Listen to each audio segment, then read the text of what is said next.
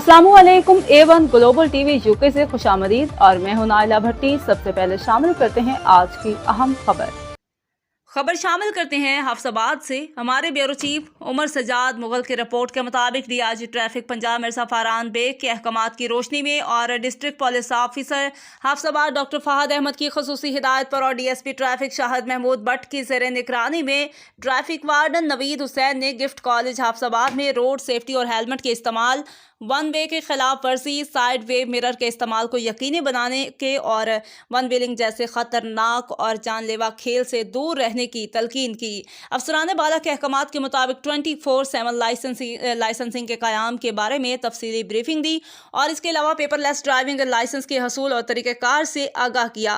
Driving school में दाखिले के तरीक़ेकार के बारे में तफसीली ब्रीफिंग दी। बताया कि आप पूरे पाकिस्तान के किसी भी शहर से अपना ड्राइविंग लाइसेंस बनवा सकते हैं और अफसरान बाला ने शनाख्ती कार्ड पर मौजूद एड्रेस वाली शर्त भी खत्म कर दी है। और ट्रैफिक वार्डन नवीद हुसैन ने बच्चों में ट्रैफिक अवेयरनेस के पम्फलेट भी तकसीम किए। प्रिंसिपल ने डीआईजी ट्रैफिक के विजन की तारीफ की और आवाम की सहूलत के लिए किए गए इक़दामात को सराहा और ट्रैफिक एजुकेशन टीम का शुक्रिया अदा किया। Umar Sajjad Mughal, bureau chief, हफ्साबाद।